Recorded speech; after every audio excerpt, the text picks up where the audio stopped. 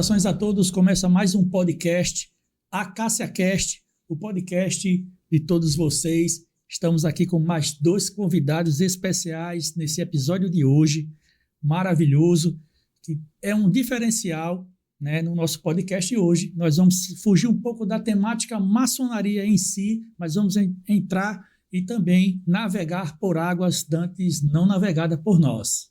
Não é isso, Everson? É isso aí, meu irmão Mazola. Hoje nós vamos fazer novamente diferente. Trouxemos dois convidados, dois valorosos irmãos, que podemos também considerar como os irmãos. E um deles é o nosso querido Valbert Romeu Coelho Galvão Barros, ou pode ser simplesmente chamado como Dom Romeu. Ele é natural de Maceió, Alagoas, nasceu em 12 de julho de 1953, é filho da Marisa e do Vanilo Galvão Barros. Ele atualmente ocupa o cargo de bispo da Igreja Católica Apostólica Brasileira. É isso, meu irmão Mazola? Isso mesmo. E o outro convidado especial também que está acompanhando o nosso querido Dom Romeu, também faz parte da mesma igreja, é o nosso querido convidado Dom Tibério Correia, conhecido como Dom Tibério, não é isso? Ele também é bispo coadjuntor, repetindo, da Igreja Católica Apostólica Brasileira. Então, nosso podcast de hoje está, assim, um podcast mais que abençoado. Exatamente, é um podcast que hoje a gente veio com as bênçãos de Deus. Com as bênçãos de Deus. Exatamente. Meus irmãos, sejam muito bem-vindos.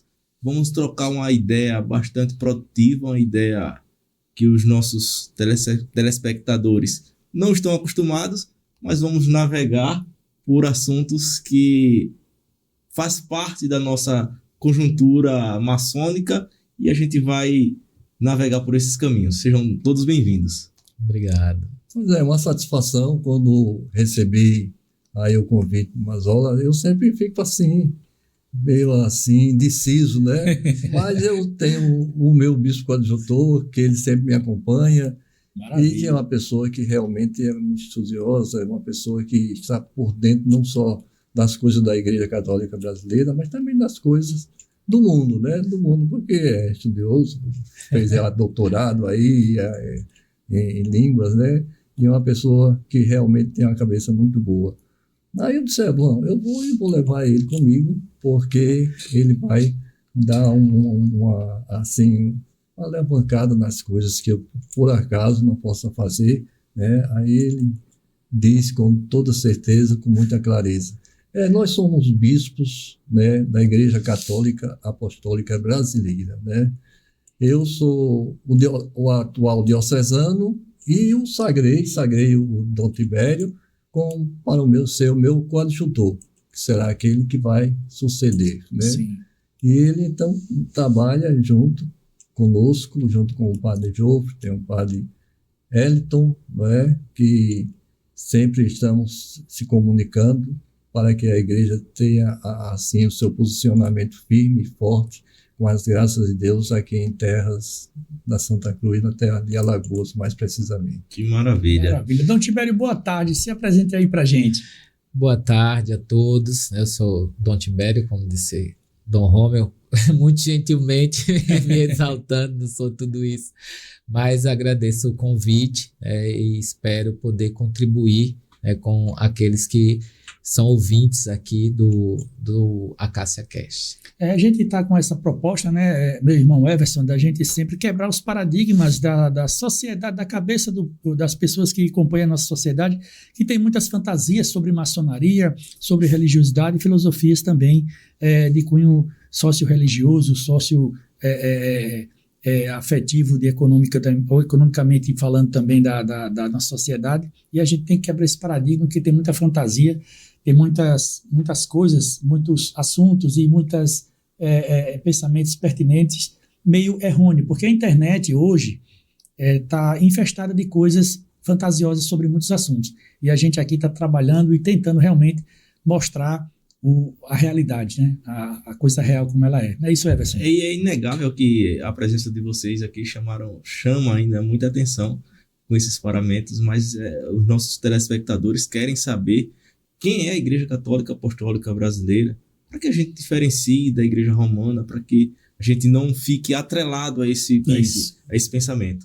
Quem é a Igreja Católica Apostólica brasileira? A Igreja Católica Apostólica Brasileira ela surgiu em 45, né? Na realidade, já teve antes pensamentos semelhantes, mas eu vou pontuar que esse ano de 1945, o Dom Carlos Duarte Costa era um bispo da Igreja Católica Apostólica Romana. E algumas coisas ele não estava assim, achando que a igreja deveria abrir, como, por exemplo, que os padres pudessem casar, né? Sim. Porque ele via muitos dos seus colegas, muitos bons padres, né? Padres que tinham realmente vocação para o ministério sacerdotal, para o magistério da igreja, mas que por não ter a vocação do celibato, eles deixavam a igreja para se casar. Então a igreja perdia, né? Então Dom Carlos do Brasil, né, achou por bem de propor tanto isso como outros pontos mais, né, para que a igreja tentasse modificar. Chegou aí até Roma, né, para falar mais. Se nesse tempo da agora as coisas são difíceis de conseguir modificações, quanto mais naqueles tempos anteriores, de 45, com Pio XII, né, no comando. Imagino. E aí Dom Carlos foi e organizou, e disse: eu não posso ser realmente como eu quero, como eu acho que seja bom, voltar às origens do Evangelho, do nosso Senhor Jesus Cristo, dos apóstolos. Eu tenho a sucessão apostólica, tudo o que eu fizer será válido, porque o meu pensamento será o que é o pensamento da igreja de Jesus Cristo, iluminada pelo Espírito Santo. Aí ele, então, no 6 de julho de 1945, reuniu um povo, né, e fez uma ata criando a Igreja Católica Apostólica Brasileira e registrando isso em cartório. Então, podemos dizer que até aqui no Brasil, acho que a Igreja Católica Apostólica Brasileira é uma das primeiras assim, a ter o seu registro realmente como Igreja Católica. Né? A outra, eu acho que não precisava, né? Já estava aí no mundo inteiro. E aí, desse momento em diante, a Igreja Católica Apostólica Brasileira passou a trabalhar no sentido de que mais pessoas viessem, pudessem ser também ordenadas padres e sagradas bispos, e estaria aí a sucessão apostólica dando continuidade no seio nacional da Igreja Católica Apostólica Brasileira.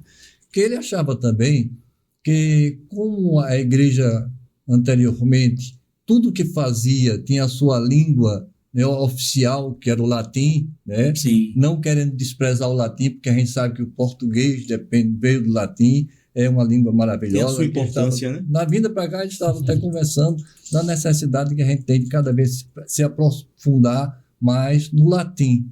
Para muitas coisas ainda vive com essa língua, né? Mas ele sabia que muitos dos fiéis não entendiam nada. Então, passava o tempo todo na igreja, muitas vezes só repetindo o que eles conseguiram decorar. Aí um outro ponto que ele achava era que a língua da igreja deveria ser a língua vernácula de cada um dos países que tivesse a igreja funcionando, né? E ele disse: a igreja no Brasil, vamos fazer a Igreja Católica Apostólica Brasileira, que tem como língua mãe o português, né? Como língua, como vernáculo. Aí outras coisas mais que os pontos divergentes, né? Nosso Dom Tibério poderá aí concluir. Nós temos um documento base, né, chamado Manifesto à Nação, que foi elaborado por Dom Carlos justamente após a fundação da igreja. O manifesto, como havia assim dificuldade, não é como hoje que você pega um texto e lança na internet, né? Havia dificuldades de impressão, então o texto saiu em agosto, né? A igreja foi fundada em julho, saiu em agosto. Então lá no Manifesto à Nação, o Dom Carlos ele deixa bem claro os motivos dessa separação, né? Ele já vinha numa divergência, né? Ele quando passou a ser bispo, a gente diz hoje emérito, né? Mas era bispo titular de Maura, que era uma cidadezinha na África, né? Que não existia mais, né? Porque todo bispo tinha que ser titular de alguma diocese, né? Mesmo que ela não existisse, ele precisava receber esse título. Então ele recebeu como bispo titular de Maura. E ele fazia muitas críticas ao governo da igreja, a forma como a igreja havia se organizado, através de um poder supremo, né, de um papado, de uma... Que ele entendia que se configurava como uma dominação estrangeira.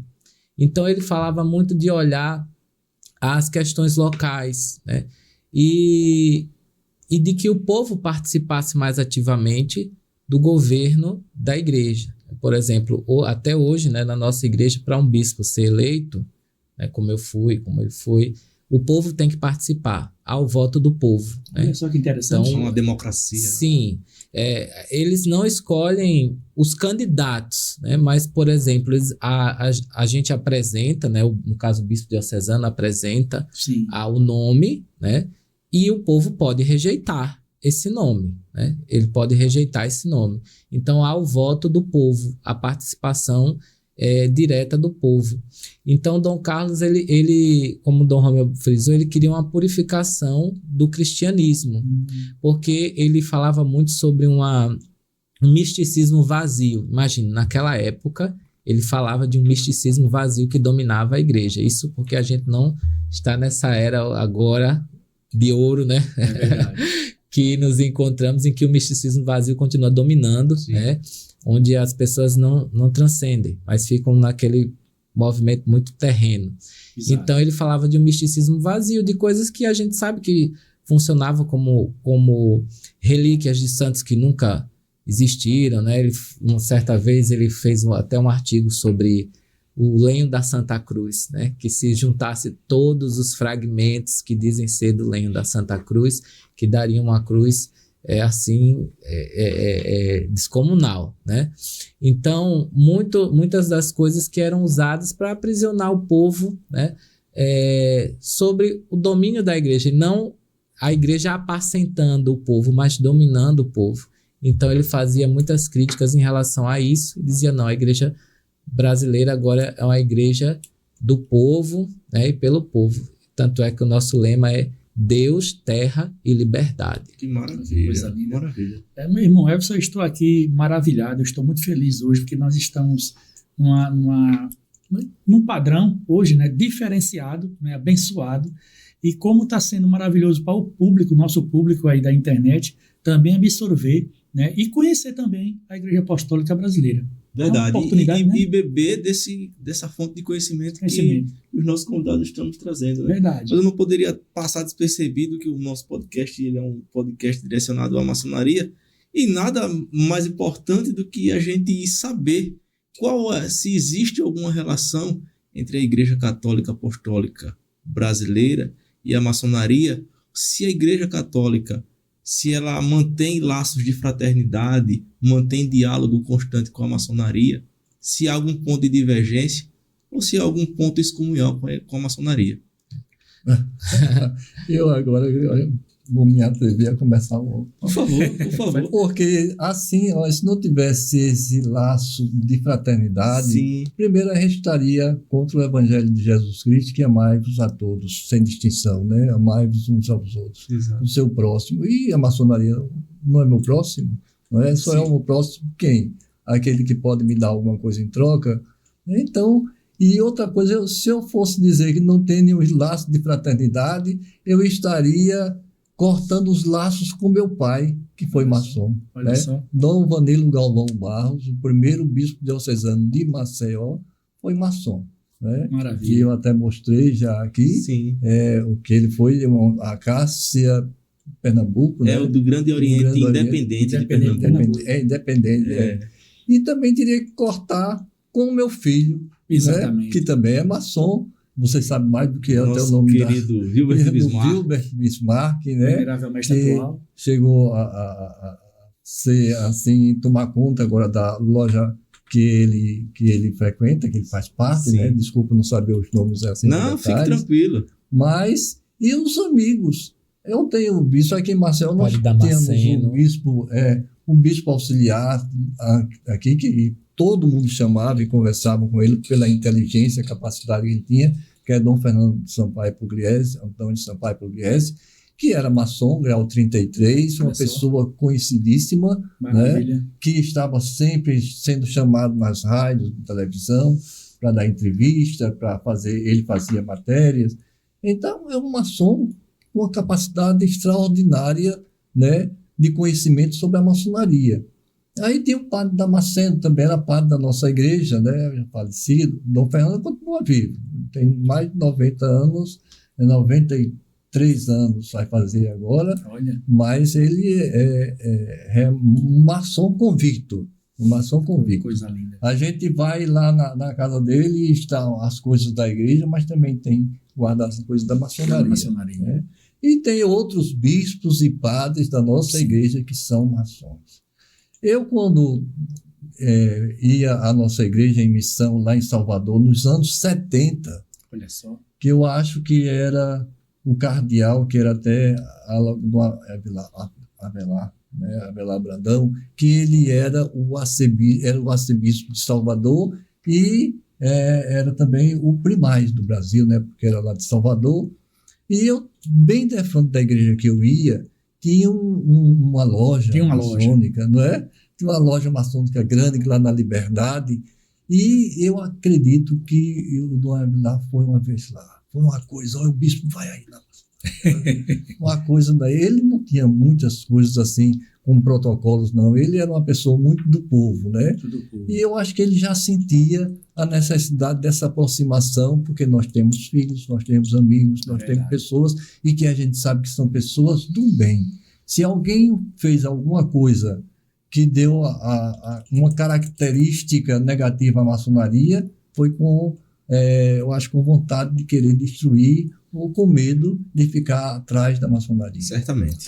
Mas eu me lembro, quando eu comecei lá no Feitosa mesmo, que a pessoa chegava assim e dizia: aquilo dali é um desgraçado, aquilo dali é um maçom. Aí você, mas rapaz, você sabe o que é maçonaria? Você não sabe. Então, naquela época, né, há mais de 50 anos, eu não tinha ainda meu pai maçom, não tinha o meu filho nem nascido, mas tinha já uns amigos que eram maçons e sabia que não era nada disso. Eu sabia que não era nada disso. Aí eu, não é assim não, mas a gente tem que ir devagar, porque a pessoa já está projetada esses pensamentos negativos, e eu acho que vocês devem trabalhar isso. Já disse ao meu filho, viu, Berto?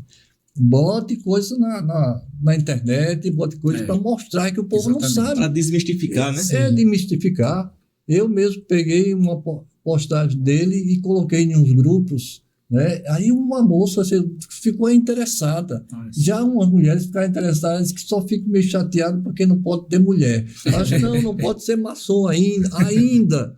Pode ser que um dia ainda seja, porque era uma questão mais de uma organização que era de trabalhadores, de pedreiros, né, que viviam como uma fraternidade masculina, né, e então começou a fazer tudo, né, para esse lado, para que fosse preservado só para os homens. Verdade. Mas hoje em dia a gente vê muitas mulheres, né, trabalhando junto com a maçonaria, ajudando esposas, filhas, né? Como a esposa do meu filho, trabalha lá. Que participa, inclusive, como eixo central da loja, né? Eu acho que até um motivo maior, abre um leque maior para a maçonaria entrar na sociedade e saber o que a nossa sociedade está precisando, porque esse é o objetivo dela, de não só ajudar os seus irmãos, mas também ajudar as outras pessoas, os menos favorecidos, as pessoas, né? E eu acho que a maçonaria, ela tem que ficar realmente ser assim aberta para o povo saber quem é, conhecer quem é. Se tem algum segredo, eu acho que todas as instituições têm as suas limitações, particularidades. Né? Eu sou da Patrulha Nacional Cristã, uma organização, não existe mais, né? Criada por meu pai, Dom Vanilo Galvão, que era uma formação de caráter dos homens. E então tinha umas certas coisas que as pessoas não sabiam, né? Não sabiam o que é. Eu sou patrulheiro juramentado. Muitos ficavam na curiosidade como é esse juramento e ninguém sabe. Só sabe quem é juramentado. Então são coisas particulares que a igreja deve ter também os seus, né? É verdade, os seus segredos. Certamente. E a maçonaria, acho que foi ano passado, eu fiz até um artigo com um professor meu da UFAL sobre o Manifesto da Nação, E a gente viu uma questão histórica de que o Dom Carlos só conseguiu realmente se manter, a princípio, por causa das outras organizações que o ajudaram, inclusive a maçonaria, grupos espíritas, porque Dom Carlos ele representou uma libertação do jugo, né, da Igreja Romana na época, né, e as outras organizações viram em Dom Carlos uma espécie de símbolo de resistência, quebra ali, de né? paradigma. Quebra de paradigmas. Então, a maçonaria o ajudou. Né? O ajudou financeiramente, o apoiou, né, naquele momento. E então a maçonaria está na história ali, né, do começo da igreja. E como o Dom Romeu disse, nós temos muitos padres e bispos maçons. Inclusive, nosso primaz da igreja é maçom, né? É maçom. Então, Dom Carlos tinha isso. O Dom Manuel, que é um estudioso da maçonaria, né, muito estudioso, então ele dizia que Dom Carlos falava assim, que um maçom ele pode ser padre, mas ele não queria que um padre fosse maçom. Não por ver a maçonaria como algo negativo, sim, mas porque ele queria que o padre se dedicasse totalmente, sim, à igreja, né? Porque, de todo jeito, há ali uma dedicação que você tem que ter, né? Verdade. Então, ele dizia, se você é maçom, não tem problema você ser padre, né? Sabendo conciliar, sim, as coisas, né? Mas ele disse, se você é padre, então se dedique apenas a isso. Mas ele reconhecia toda a ajuda e a contribuição que a maçonaria concedeu para que a igreja estivesse até hoje funcionando, né? É um dos motivos que eu não aceitei ainda o convite do meu filho. Porque meu filho, bora papai, vamos fazer maçonaria. E meu filho não vou, porque eu já não estou podendo dar o máximo à igreja. Eu vou para a maçonaria para ser só um corpo presente. Deixa de ser corpo presente quando eu morrer, porque aí vai na igreja só para corpo presente para rezar para mim. Mas aí não dava, né? Não dava. Mas o que eu puder fazer para defender, enquanto realmente eu tiver essa visão que eu acho que é verdadeira, a respeito da maçonaria, eu faço. E a maçonaria também nos ajudou a igreja no começo, que a gente tinha uma paróquia que ainda hoje existe, onde eu fui ordenado padre, que é de São Francisco de Assis, e que lá tinha uma casa. E a gente, então, teve que alugar essa casa para botar uma escolinha. Quem ajudava? A maçonaria. É muito importante a atuação da maçonaria, principalmente nesse aspecto de ajuda da Igreja Católica Apostólica Brasileira, mas de outras instituições, inclusive protestantes, que se serviram da maçonaria em um dado momento da história. Sim. Infelizmente, hoje, alguns não esquecem ou fingem que esquecem, mas no momento anterior, a maçonaria foi um eixo central para que eles se instalassem aqui no Brasil. Sim. Sobre os aspectos, inclusive, da igreja que dominava o mundo na época, né? Hoje a gente tem essa quebra de paradigma. Sim. E a maçonaria ela atua hoje como um eixo central, tanto nos movimentos revolucionários, como em apoio para instituições religiosas. Não só a Igreja Católica Apostólica Brasileira, como eu falei, mas para instituições protestantes. Uma igreja presbiteriana, que tem na sua base e no seu suprassumo, mações raízes, que a gente pode chamar. A Batista também. A Batista também. Temos um ex-pastor da Batista. Eu já vi na Pentecostal também, porque eu via muitos, assim, pessoas evangélicas e pastores que às vezes iam para a maçonaria, que era da maçonaria. Aí eu dizia, rapaz, é uma coisa que realmente a pessoa que vive lendo a Bíblia, lendo o Evangelho, vai para a maçonaria, quer dizer, que sabe os segredos de lá todinho e não deixa, ainda não pode ser uma coisa de Deus, porque assim, é uma coisa liberada por Deus, né? Sim, sim. A gente vê que esse negócio de dizer coisas contra a maçonaria só estraga, como também tem pessoas que não conhecem a igreja brasileira e dizem coisas erradas. Exatamente. Sabe? Não conhece. Aí tem pessoas que dizem, você já conheceu a igreja brasileira? Aí diz, não. E por que você está falando mal dela? Você não foi lá. Você não sabe o que é. É isso. E quando a gente está conversando com uma pessoa que a gente se começa a dizer, não para na igreja brasileira, pode casar. Aí eu acho isso certo. Aí a gente diz, olha, outra coisa que a gente não tem é a obrigatoriedade da confissão auricular. Você não precisa confessar ao padre os seus pecados. sacramento da penitência existe, né, a confissão, mas em que a pessoa tem a intenção de realmente pedir perdão e de se arrepender, e o sacerdote, como aquele que o que ligares na terra será ligado no céu, dê a absolvição. Então, isso é o suficiente. Se você não se arrepende, pode ser o padre, pode ser o bispo, pode ser o papa, o pecado não vai ser perdoado, porque a pessoa não se arrependeu, né? Então, a gente diz, a nossa confissão é comunitária, que a Igreja Católica, nossa irmã mais velha, já fez isso e ainda faz em certos lugares, né? E então, você não tem essa obrigação. Agora, se você está com algum problema de consciência, precisa de um aconselhamento e acha que o padre é a melhor pessoa para você confessar, aí o padre ouve a sua confissão com muito prazer e dá a absolvição e lhe ajuda no que for possível. Tá? Mas não existe essa obrigatoriedade. A pessoa diz, eu não vou conversar às vezes porque eu não gosto de dizer não sei o que, não sei o que, isso está certo. Quer dizer que já tem duas coisas certas. Aí a gente começa mais na questão do vernáculo. Agora ninguém está mais lembrado, né? Só aqueles da minha idade para trás, que sabe que era tudo no latim. Mas a pessoa mais jovem talvez não saiba.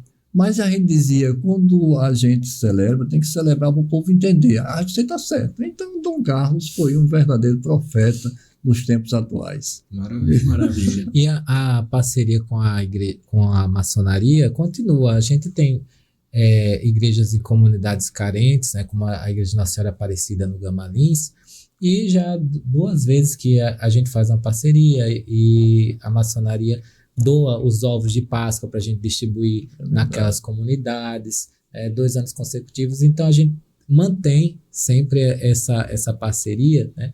E fala, e o povo vai também. Isso é uma forma também de desmistificar as coisas, né? Porque se a gente está recebendo, como foi da última vez, né? Esse ano o pessoal da maçonaria foi lá entregar, falou um pouco, né? Então o pessoal vê que a gente está mantendo esse contato, então obviamente não é tudo aquilo que as pessoas falavam, né? A gente não ia, como eu diria assim, chamar para a igreja pessoas que não fossem pessoas decentes, honestas, né?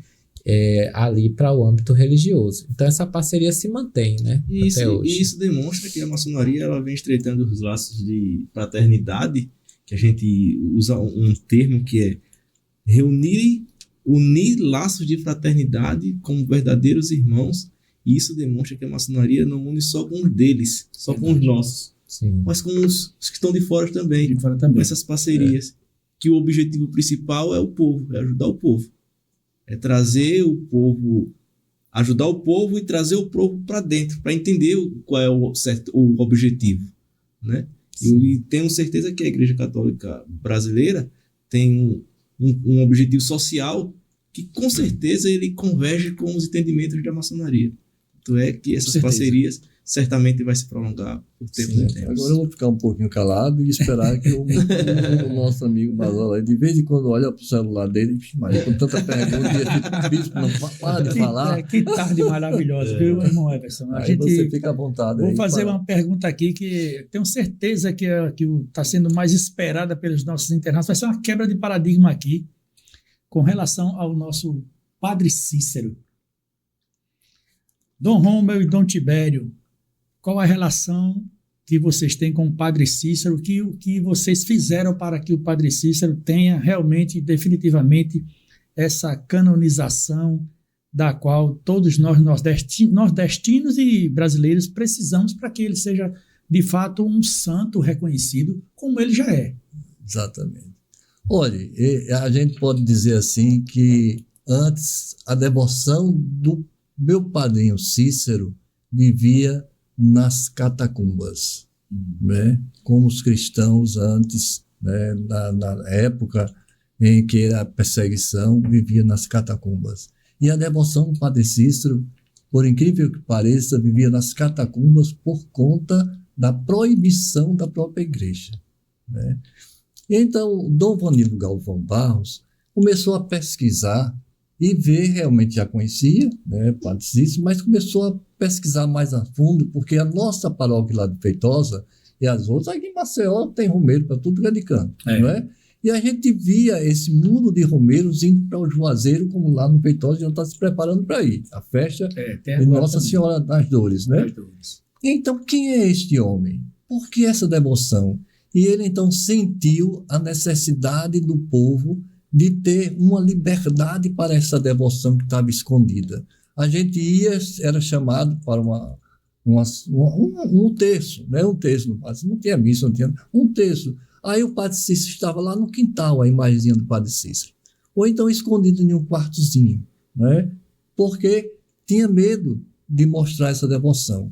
Aí Dom Vanilo Galvão começou a fazer essa pesquisa, começou a ir para esses lugares e, por incrível que pareça, as pessoas não podem até dizer que não conhece, desconhece, mas ele, por exemplo, fez com que a devoção do Padre Cícero aqui saísse, como eu disse, das catacumbas e fosse para as praças.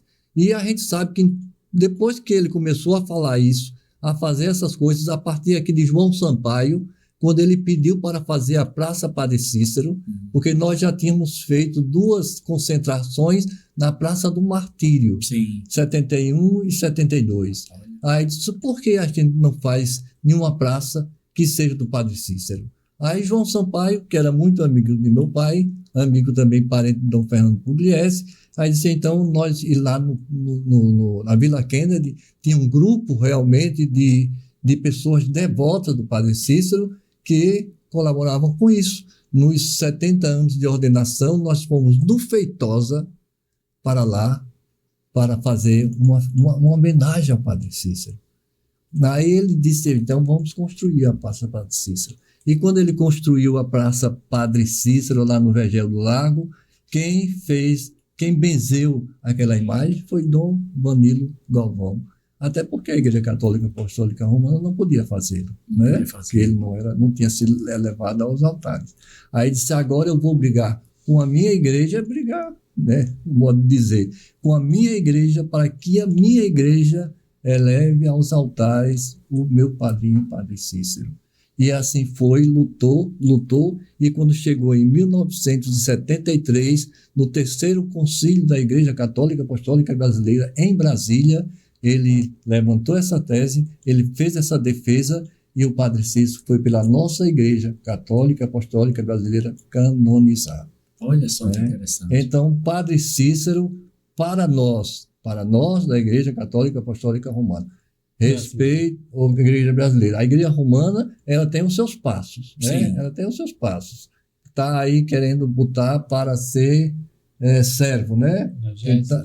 Já é servo, né? Já servo e depois trabalhar a canonização.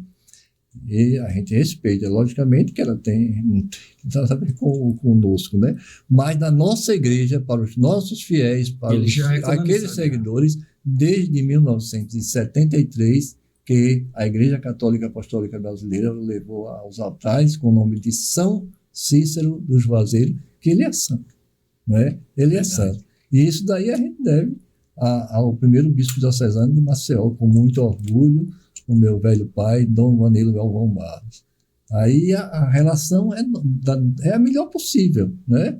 Melhor possível. Com São Cícero, a gente chama São Cícero, a gente tem todos os dias, dia 20 de cada mês, a gente reúne o pessoal e faz lá as orações em homenagem a São Cícero. Então, desde 1973, o Padre Cícero já é canonizado pela Igreja Católica Apostólica Brasileira. Então, essa é a informação para todos os internautas, que essa igreja, o Padre Cícero, já é realmente canonizado. Certo. Isso é uma maravilha. E é mais a procissão, essa nossa igreja lá do Feitosa, que praticamente foi fundada por Dom Rômulo, né? Ele não foi o primeiro pároco, né? Mas estava lá desde o começo. A procissão ao Padre Cícero acontecia antes da canonização, né? Então, em 72, não é isso, Dom Rômulo? Já havia procissão. Só não era em julho, né? Fazia-se em março. Né, que é 24 de março, que é a data de aniversário de nascimento do Padre Cícero. Então, com a canonização, passou-se a celebrar no dia 20 de julho, que é na tradição católica, a gente celebra o dia da morte do santo, né, porque é o dia do seu nascimento para os céus. E aí a gente tem lá na nossa igreja, celebrou esse ano, salvo engano, foi 55, sou ruim de data, viu? 55 anos de procissão, de festa, né? E esse ano nós tivemos também uma graça muito, muito importante, porque nós vimos em diálogo com o vereador Alan Pierre e para um projeto de lei de reconhecer o Dia do Padre Cícero. Não só pela história da Igreja Católica Brasileira aqui em Maceió, né, mas pela devoção que há aqui. Nós continuamos sendo a maior romaria, Alagoas continua sendo a maior romaria do Padre Cícero que vai ao Juazeiro. Então, ele apresentou esse ano, né, o projeto, e foi aprovado, né, do dia 20 de julho, como uma data cívica, né, o Dia do Padre Cícero, visando essas características da cultura, né, porque ele faz parte da nossa cultura. Sim. Ele está na linguagem, né? Quem nunca ouviu um Valei, meu padrinho Cícero, né? Então isso está na linguagem, está no imaginário popular. Exato. Né? Tá nas canções, nas né? canções, nas praças, né? Na arte, né? Na arte, cultura. Já está embutido em nossa cultura nordestina. Exatamente. Então faz parte da nossa cultura. E aí foi reconhecido realmente o dia do Padre Cícero.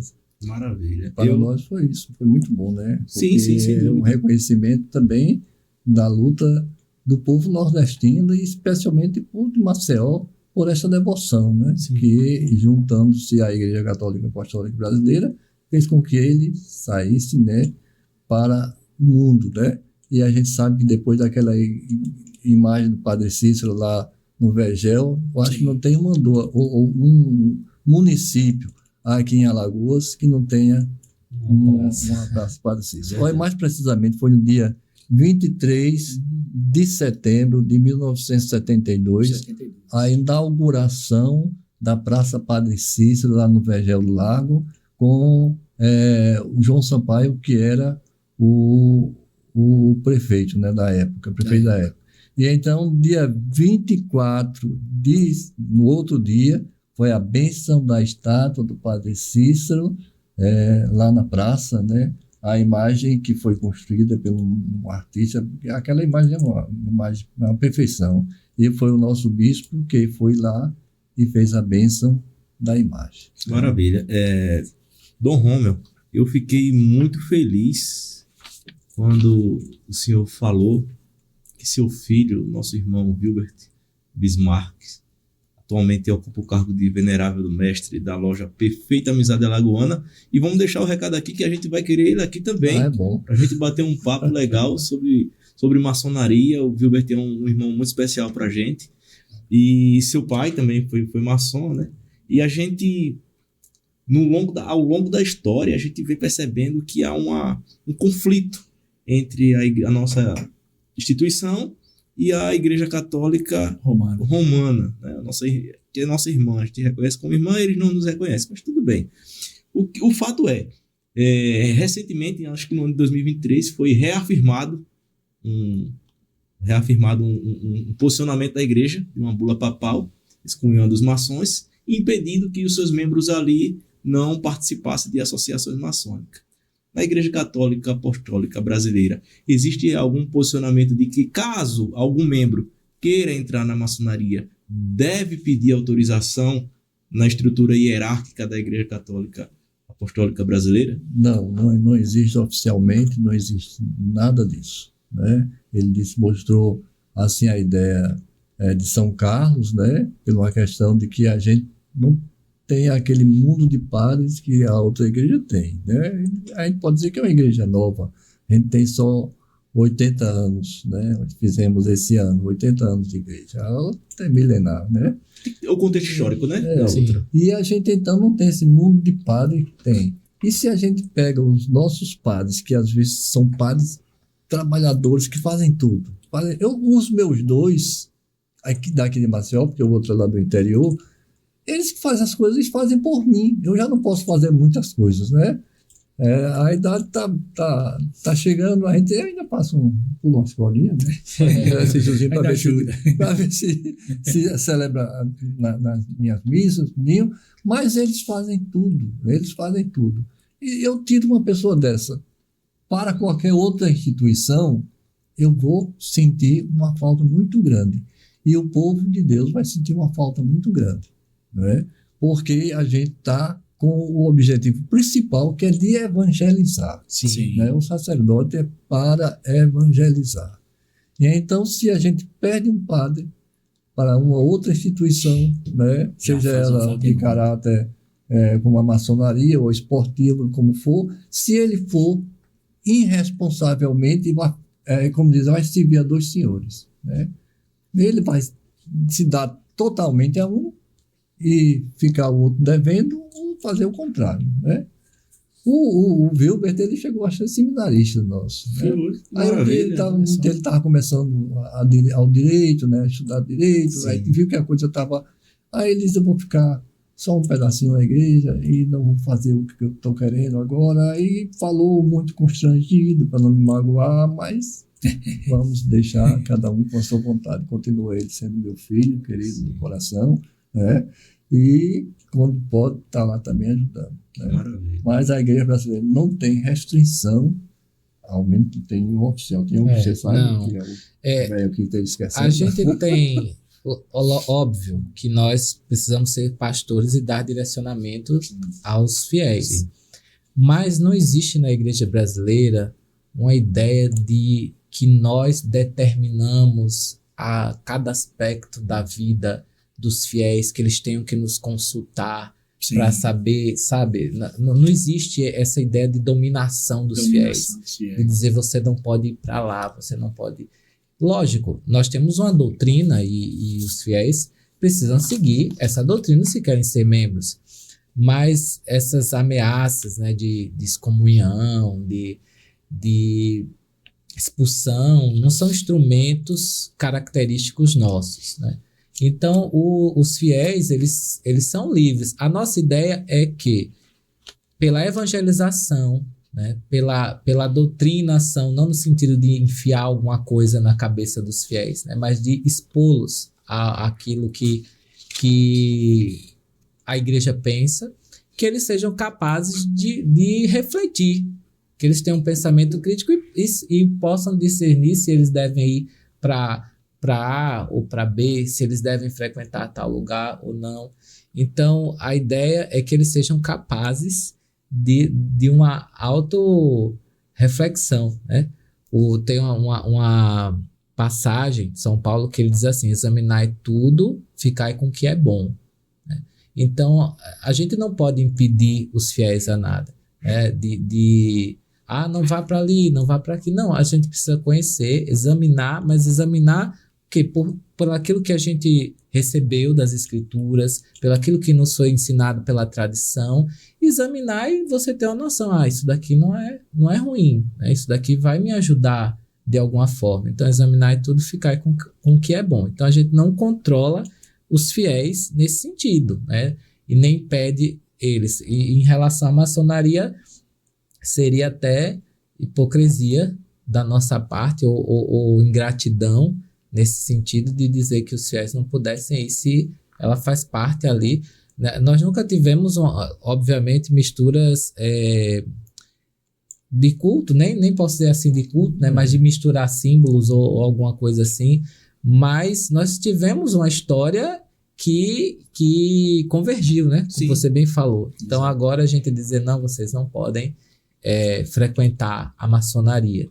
Então os fiéis eles são livres e não tem nenhuma restrição a que eles pertencem à maçonaria. O caso dos sacerdotes é realmente como o Dom Romeu falou, e que São Carlos já previa, né? São Carlos naquela época, no começo ele foi muito criticado, ele ordenou um operário. Né?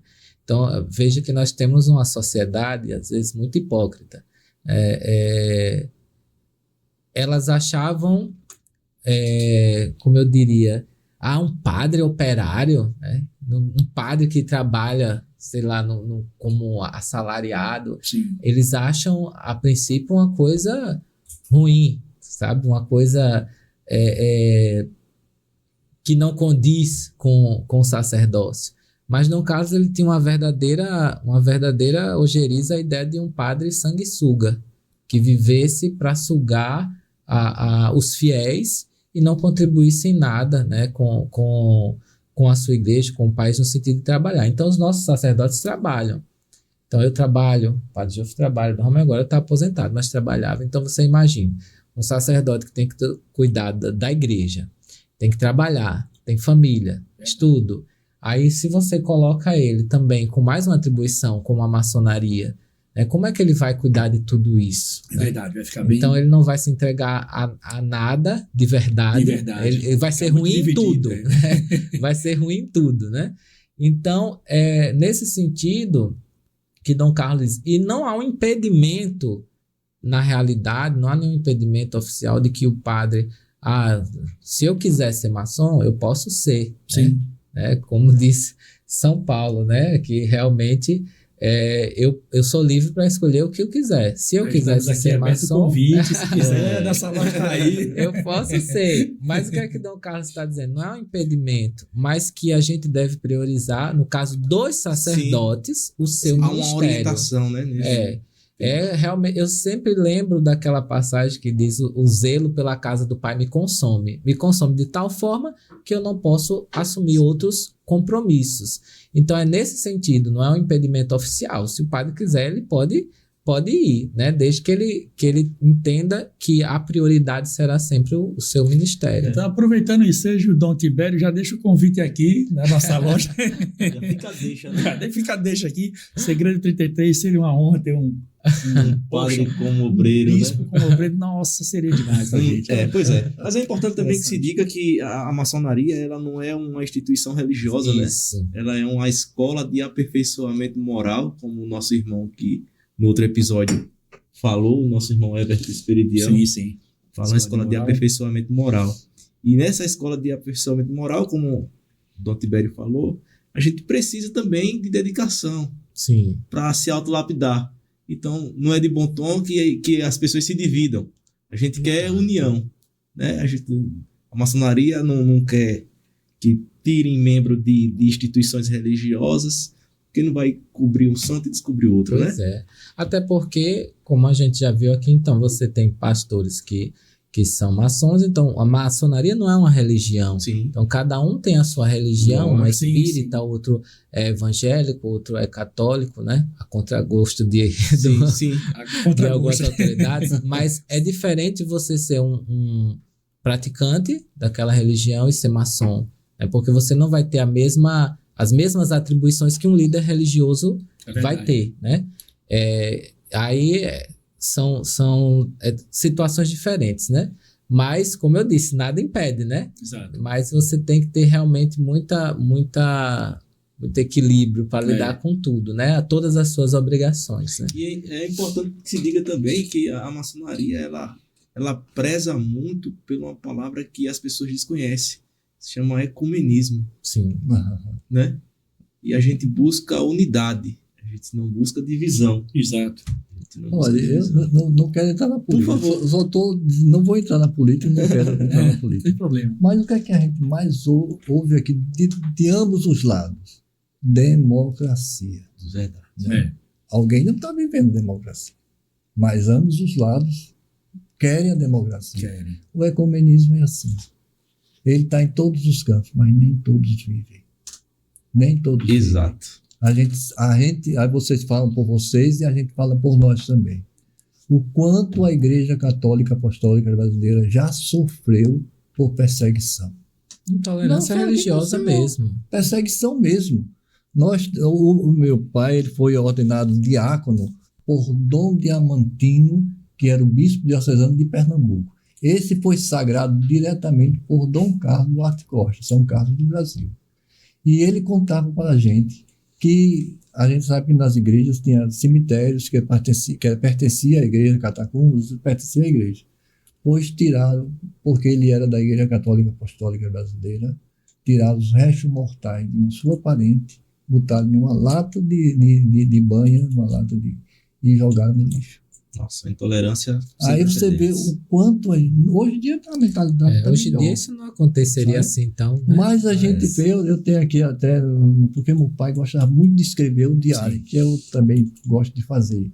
Aí ele chegou uma vez, ele foi para uma paróquia, que é justamente onde eu fui ordenado, a paróquia lá do Poço, mais precisamente dia 27 de abril de 69. E quando chegou lá na igrejinha de São Francisco, aí tinha um padre, tinha um caixote, né, que não era da nossa igreja, Sim. tinha um caixote, falando da gente que essa igreja não vale, que essa igreja não tem valor, que essa igreja é capa verde, e fazendo aquele maior escarcéu com o povo, para o povo não aparecer lá. Mas também nesse dia, papai foi com um padre que era brabozinho também, não era daqui não. Padre Geraldo. O padre Geraldo Magelo. Ele foi lá, ele ficou tão irritado que meteu o pé no banco, derrubou o padre do caixote. Aí foi aquela confusão. E aconteceu no Feitosa. Quando a gente ia lançar a pedra, e eu assisti isso, quando a gente ia lançar a pedra fundamental da igreja, que hoje é a nossa catedral, aí estava lá com um Vox, com um som, né, uma boca de som, um bloco de alto-falante daquela época, e falando, saiam daqui, não sei o que, aqui na igreja brasileira, essa na igreja não presta, maior coisa. Hostilização. Mas a gente, graças a Deus, teve mais uma vitória, que o povo ficou e a gente se lembrou. Mas se não fosse isso, a nossa igreja tinha mais gente, mas tinha mais gente sendo evangelizada. Então muitas não foram para lá e não ficaram cá. Para onde foram, não sei. Para não dizer, né, não, mas eu sei que na nossa igreja não está, e muitos não estão. Então, deixaram de ser evangelizados, porque o trabalho que a gente faz é evangelizar. Quem está lá comigo sabe muito bem, com os nossos outros padres, sabe muito bem o que é que a gente faz, é evangelizar. A minha Bíblia, toda noite eu tenho que ler, nem que seja um capítulo, um versículo, para que eu não esqueça daquelas verdades que eu preciso delas. Não só para ensinar o povo, mas para vivê-la. Porque a gente só ensinar e não fazer, a gente vai cair também na hipocrisia, né, de fazer dizer o que a gente faz como bom, como santo, e na realidade não fazer, e a melhor pregação é do exemplo. Então a gente sentiu muito na pele e ainda hoje sente, sabe? Ainda hoje a gente sente. Menos, mas sente. Tem pessoas, tem bispos que vêm com uma mentalidade mais desenvolvida, mais atualizada, mais talvez evangelizada, né? Padres também evangelizados. Diz que um grupo de padres encontrou com um padre lá de São Paulo, conversou, que era padre até aqui, parece, de Maceió, conversou como irmãos, né? E por que não? Sim. Por que não? A gente não vai tomar terreno de ninguém, a Igreja Romana já está firmada em todos os cantos. Exatamente. Né? Seria uma ajuda a mais. Nós temos de outras igrejas, pessoas aqui que foram da minha igreja e estão em outras igrejas, e que a gente vive como irmãos, como aquele dos véteros católicos. Tem duas ramificações dos véteros católicos. Um foi seminarista nosso, o outro foi lá de Jaboatão, né? Mas são amigos nossos. Dom Érico e Dom Luciano, como o senhor Vilmar, são amigos nossos. E eu vejo que ele faz um trabalho bom. Dom Romeu, só aproveitando aí esse ensejo aí desse encontro que vocês tiveram e que foram bem assim, amigável, como é que eles veem as pessoas que compõem a Igreja Romana com relação a vocês da Católica Brasileira, com relação a essa coisa de poder casar, ter filhos? Como é que eles veem isso aí? Você está dizendo nossos fiéis? Nossos fiéis, não nossos fiéis. Os colegas padres da outra igreja. Da outra igreja, sim. Eles já sabem. E os fiéis também. Os padres da outra igreja, eles já sabem, e se eles fazem a opção, já sabe o que é. Tem alguns que saem e vão para a nossa igreja, já casados, né? E são ótimos padres. E a nossa igreja não obriga também você a casar. Se você quiser ser padre, a gente tem que saber quem é você. Brincando. A gente quiser ser padre e quer casar, sim, você casa. Mas se não quiser casar, também não tem você problema. não casa, não é? Pode ser O importante é que você tenha um bom comportamento. Isso é né? interessante para o nosso público ver e saber também, né? Porque acha que todo mundo que é bispo, que é padre, não pode casar. Então não é bem assim. A católica apostólica brasileira é diferente. Eu não vou dizer que eu sou contra. Não, como é que eu posso ser contra uma coisa que já existia? Não é? Se eu aceito essa condição, eu procurei a igreja brasileira e estou muito bem. Né? Feliz com a minha família, ele com a dele, né? E que terminamos de fazer uma família só. E não tem nada. Se um dia a Igreja Católica Apostólica Romana achar por bem de abrir, né? E tirar essa quebra do celibato obrigatório, seria uma questão da Igreja Católica Apostólica Romana que eu respeito. Né? E como também eu gosto de que haja respeito para o nosso lado. Né? Então tem pessoas que acham, como eu disse logo no começo, né? De pessoas conversando conosco e dizem, rapaz, eu acho isso certo. O padre é um homem como outro qualquer, não sei o quê.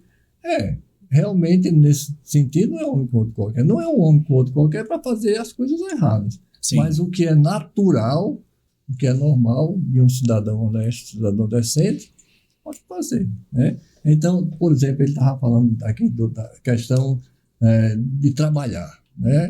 A gente aceita, não tem problema se eu trabalhar. Já teve padre que trabalhava em elevador, teve padre que trabalhava.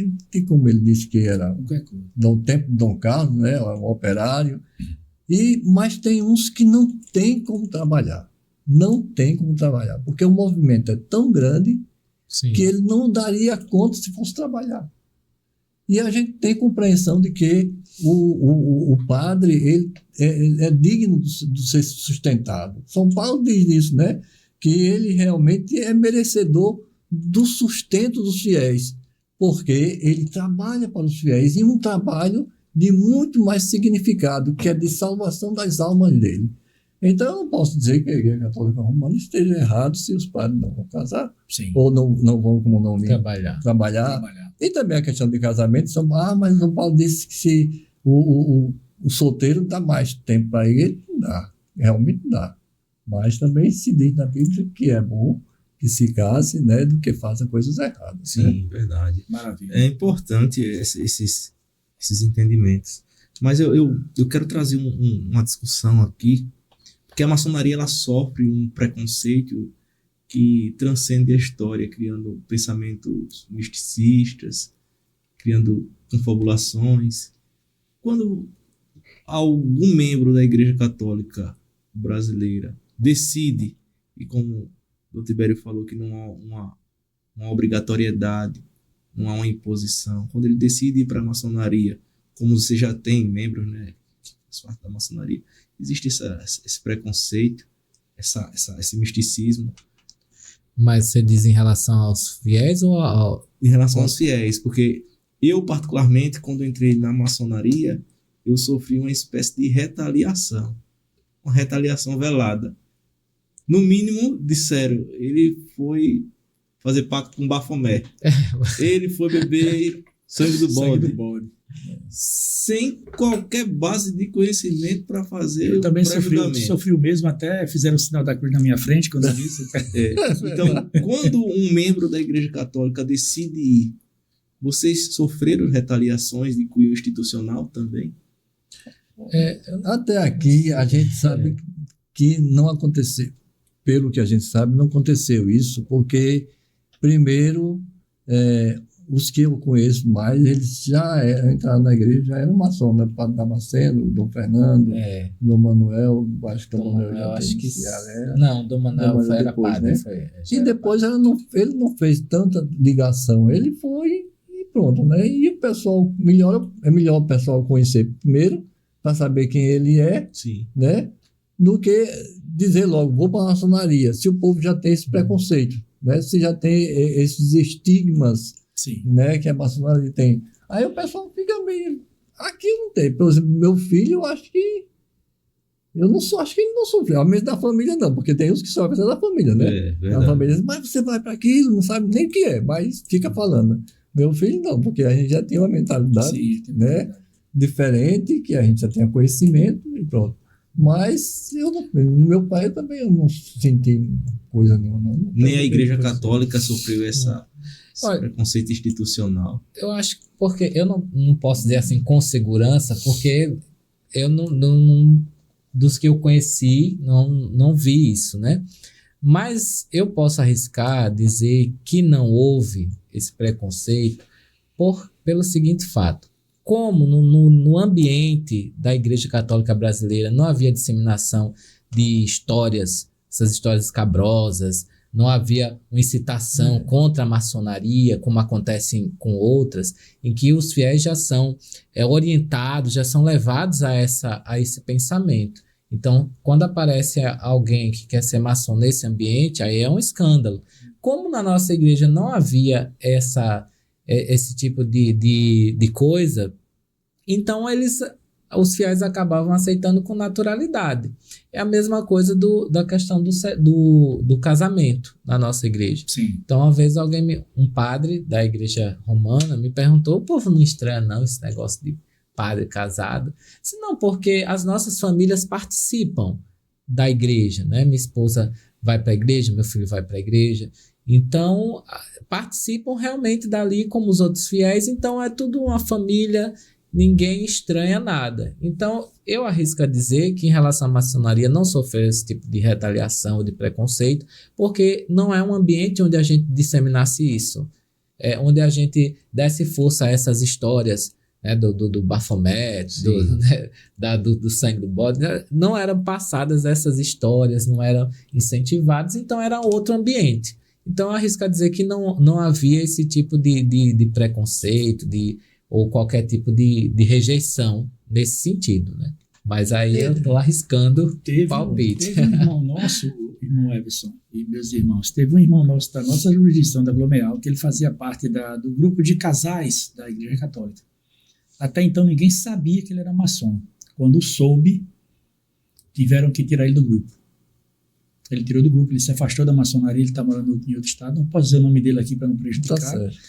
E a pessoa que fazia parte do grupo de casais também era família minha, e foi uma das pessoas que se impôs também para ele sair, e ele saiu realmente por causa da discriminação do grupo. Que infelizmente é que católico. acontece, né? Maçom, tem Agora, uma pessoa até que diz que é também, maçom. tem uma As coisa. pessoas, elas são, na realidade, acho que a gente precisa ter até eu diria assim, um entendimento assim em relação a essas pessoas, porque elas foram ensinadas a vida toda isso. Sim. Então, assim, é difícil você mudar um certo pensamento, né? Que foi Porque incutido na mente. Foi, né? eles cresceram, como eu disse, cresceram nesse ambiente.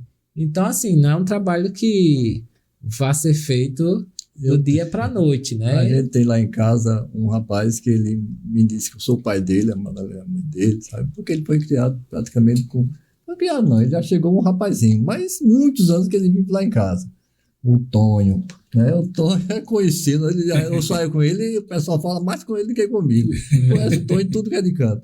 Aí quando eu disse que o Wilbert ia dizer, ixi Maria, a maçonaria tem um sujeito que era desgraçado, era não sei o quê. Eu digo, mas rapaz, não é isso não. Ele já está mudando, porque ele conhece o Wilbert e sabe muito bem que o Wilbert é isso. Não, mas aquele cara era não sei o quê. Mas é aquele cara, rapaz. Todo canto tem pessoas boas e pessoas ruins. É verdade. Então ele não pode ser, como diz assim, caracterizar a maçonaria como um todo, né? E assim como na igreja. Sim. Na igreja, eu creio que existe padres que, se eu souber que vai uma pessoa ser maçom, vai dizer, olha, a igreja não aceita. Se está dentro das regras da igreja, tem que obedecer. Hein?